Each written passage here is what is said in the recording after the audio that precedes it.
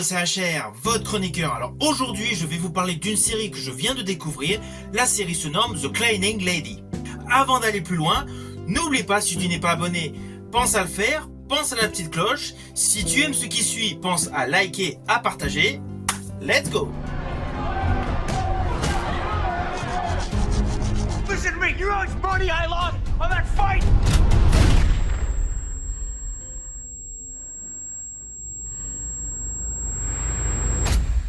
I'm just the cleaning lady. I can help you make this disappear. You have a great attention to detail. I take pride in my work. I want you on call. Everybody's got a dark side, You and I are both in a country that's not our own. deep down in their blood. It's not about doing things the right way or the wrong way. Everybody's got a price. Wipe everything clean. I did what I did to stay alive. You need to stay invisible. Your son is sick. I can help you. Tony De La Rosa? We have a few questions for you. And all this is mine. I agree to clean. But this is not who I am. Everybody got a dark side. Alors je vous le dis tout de suite, c'est une série familiale. Rien à voir avec les séries que je peux vous présenter, genre The Walking Dead ou Ahsoka ou etc. ou tout ce qui est science-fiction et thriller pur. Là, c'est une série familiale, matinée de suspense et d'une petite histoire policière. Nous avons donc une émigrée des Philippines. Elle vit aux États-Unis. Aux Philippines, c'est une chirurgienne.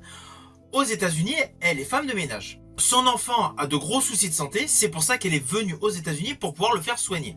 Seulement, elle n'a pas l'argent pour le faire soigner et elle n'a pas la couverture sociale. Vous comprenez, le personnage principal de cette série est bien évidemment une femme. Celle-ci, par le biais du hasard, se retrouve donc femme de ménage d'un mafieux. Et c'est là que l'histoire démarre réellement. Alors ne vous inquiétez pas, comme d'habitude, vous me connaissez, je ne vais pas du tout vous spoiler sur l'histoire. À la fin de la vidéo, je ferai un petit point spoil, mais concernant certaines mises en scène de certaines scènes que j'ai particulièrement aimées. Et je vous dirai également quel est l'épisode que j'ai préféré sur cette première saison.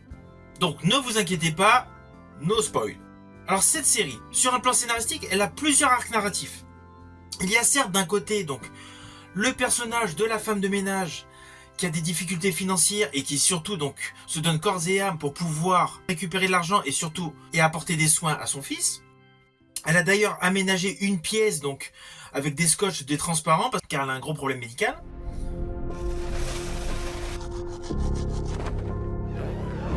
Okay, Peanut, where do you want to go first? Pluto. Il est extrêmement fragile à tout risque de microbes.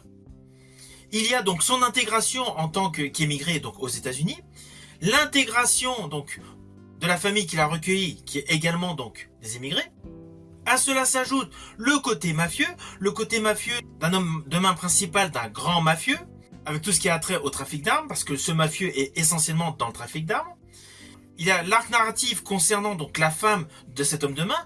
Il y a également un autre arc narratif autour de la fille du mafieux, qui elle n'est pas forcément dans les affaires illégales. Et vous vous en doutez, qui dit mafia, forcément il y a le FBI. Et il y a un agent de la police, forcément, qui veut se servir de la femme de ménage pour récupérer des informations. Vous avez compris, il y a une sorte de patchwork scénaristique avec moult possibilités en arc narratif. Mais c'est parfaitement réalisé, c'est parfaitement maîtrisé et il y a une réelle alchimie entre tous les différents protagonistes, tel un film à sketch. Alors concernant la mise en scène, elle est assez classique. Il n'y a rien d'innovant. Les plans séquences sont exactement de la même manière que dans moult séries que vous pouvez découvrir. La grosse particularité de cette série est le jeu des acteurs et actrices, associé à un script qui est bon. Alors oui, vous allez me dire, assez facile de faire une série avec un bon script lorsqu'il s'agit d'une adaptation d'une série à succès. Car oui, c'est le remake d'une série à succès en Argentine. Alors l'origine de cette série donc, qui existe en Argentine, elle a le titre de La Chica que limpia. Ma prononciation n'est pas forcément top, mais c'est ça. Alors la série Cleaning Lady est très inspirée de cette série, mais il y a des différences scénaristiques. C'est un remake, mais avec beaucoup de modifications. Vous pourrez vous en rendre compte si vous lisez le synopsis de base de la série en Argentine. La série, au fil des épisodes, va vous tenir en haleine car outre le fait donc des principaux arcs narratifs, il se dégage bien évidemment des situations palpitantes. À de nombreuses reprises, on se demande si la femme de ménage ne va pas avoir de soucis. Et Elodie Yung, qui interprète donc le rôle de cette femme de ménage, démontre parfaitement une réelle sensibilité par rapport à ce qu'elle ressent, par rapport à ce qu'elle voit. Elle assiste à des meurtres. Listen to me. You know how much money I lost on that fight?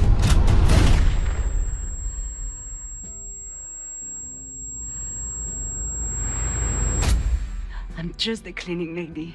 I can help. Étant chirurgien, forcément, c'est tout l'opposé. Son interprétation a une réelle finesse.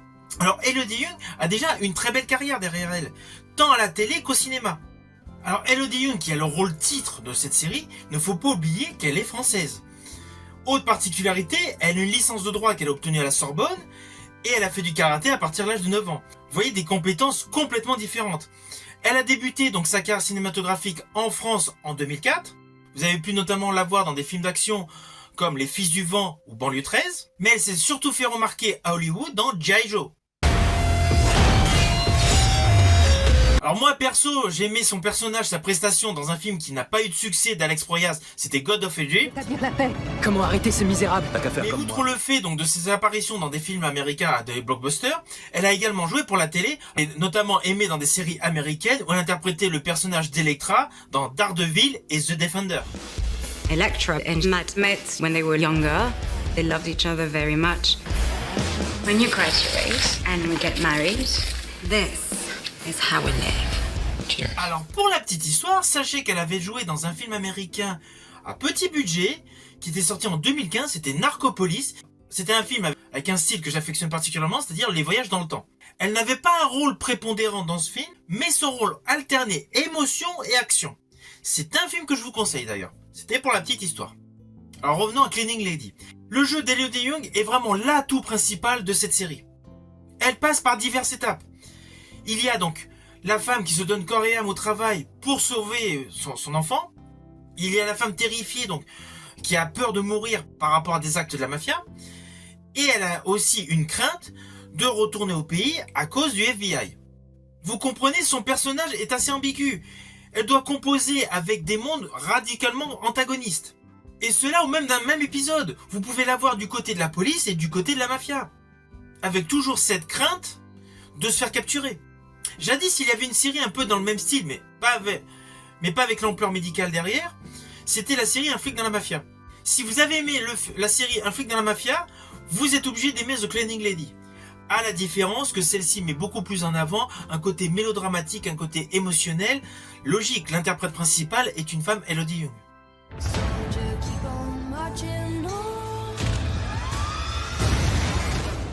Et outre le fait de la bonne interprétation d'Elodie Yung, honnêtement, dès le premier épisode, on rentre dans le vif du sujet. Tout au long de cette série, vous allez avoir des scènes d'action, des scènes d'émotion et essentiellement des informations sur les différents personnages. C'est une série qui est extrêmement enlevée, c'est une série qui est très rythmée. Le fait d'avoir plusieurs arcs narratifs, cela permet d'avoir une tension sur plusieurs intrigues. Oui, ça va faire un peu comme les poupées russes. Les intrigues vont s'emboîter les unes dans les autres. Et en dehors de toutes les histoires qui mélangent donc les styles, donc mélodramatique, suspense, thriller, aventure, action, il y a également une histoire romanesque. Mais ne vous inquiétez pas, je ne vais pas vous la dévoiler. En tout cas, vous êtes obligé de vous attacher au personnage interprété par Elodie Yung, car elle démontre que c'est une femme donc intelligente, c'est une femme badass, c'est une femme prête à tout pour son fils, qui malgré sa situation extrêmement complexe, sa situation dangereuse, n'hésite pas à tenir bon face au FBI et à la mafia. Alors à ses côtés, dans le personnage de l'homme de main principal du lieutenant du grand mafieux, nous avons l'interprète Adam Canto. Alors Adam Canto n'a pas une grosse filmographie derrière lui, certes. Néanmoins, c'est un visage que vous avez pu voir dans de nombreuses séries. Il a notamment joué dans Narcos. Il a joué dans une série que j'affectionne particulièrement avec Kiefer Sutherland, Designated Survivor. Si on n'en était qu'au début. Son rôle au fil des épisodes est tonitruant parce que bon, il a le côté forcément donc malsain du mafieux, mais il a un côté protecteur par rapport à l'enfant de la femme de ménage. Sans oublier qu'il n'est pas forcément en adéquation avec toutes les actions de son mentor. Ceci dit, en dehors de ces personnages principaux, essentiellement donc Adam Canto et Elodie Yung, il y a de nombreux guests qui apparaissent dans les épisodes. Et notamment dans l'épisode 4, nous retrouvons donc l'acteur Lou Diamond Phillips. Lou Diamond Phillips qui a joué dans de nombreux films, mais qui a eu une renommée internationale grâce essentiellement au film La Bamba. Alors lui, sa carrière cinématographique et télé est assez longue, il a alterné de bons films et des séries B, du direct ou DVD, de nombreuses séries, etc. Alors moi personnellement je l'avais préféré dans Young Guns 2, mais il a également souvent joué avec Kiefer Sutherland, que ce soit dans 24 heures chrono ou dans Flic et Rebelle. My old man used to always say you gotta trust somebody sometime. My dad used to tell me that when I did, I picked the wrong person. Alors je rajouterai que l'épisode que j'ai préféré sur cette saison, c'est l'épisode 4. Cet épisode donne la part belle à Lou Diamond Phillips. Évidemment, je ne vais pas rentrer dans les détails dans l'histoire. Mais après avoir terminé la saison, j'ai vraiment préféré l'épisode 4. Il y a énormément d'émotions, énormément de nostalgie. Je pense principalement à une très belle discussion entre Lou Diamond Phillips et Elodie Yung dans une voiture. Alors attention à ce que je vais dire, cela s'apparente à un spoil. À un moment dans la série, le personnage interprété par Elodie Yung se retrouve donc dans une zone pour les clandestins, avec la police des frontières. Alors cette scène n'a pas forcément un cadrage exceptionnel, mais cette scène a la particularité de démontrer le calvaire que les gens peuvent vivre en zone de transit. Surtout avec la grosse inquiétude, la peur d'être renvoyé au pays, et de ne pas avoir de chance de pouvoir mieux vivre.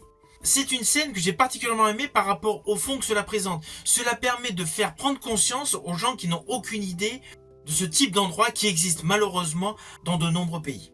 Alors l'autre spoil que je vais vous dire, cela concerne évidemment l'opération. L'opération vers la fin de la série. Honnêtement, c'est un twist, on ne s'y attend absolument pas. Que le personnage d'Elodie Yung doit elle-même faire l'opération pour sauver son fils, j'estime que c'est du pur génie scénaristique. Et en plus, cela démontre une fois de plus que cette mère de famille est vraiment prête à tout pour son gamin.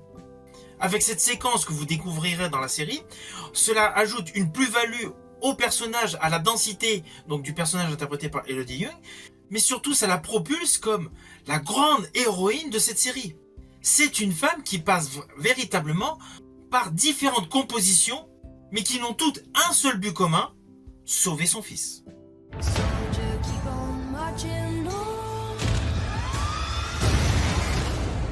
Alors vous avez compris, j'ai aimé cette série. D'ailleurs, à la fin, je me suis dit super, c'est obligé qu'il y ait une deuxième saison. Et au moment où je vous fais cette vidéo, je viens d'apprendre qu'il y a bien effectivement une seconde saison. Saison qui sera disponible sur Canal+, comme la première. The Cleaning Lady est une très bonne série qui alterne donc aventure, action, émotion, drame, histoire romanesque, bref, de nombreux points qui ne peuvent qu'au final vous plaire. C'est une série que je vous invite à découvrir. C'est une série que vous pouvez découvrir par le biais de plateformes de streaming. Notamment, vous pouvez la découvrir sur Canal+. J'espère que ma vidéo vous aura plu. Si tel est le cas, n'oubliez pas, likez, partagez. Et quant à moi, je vous dis à bientôt pour une prochaine chronique.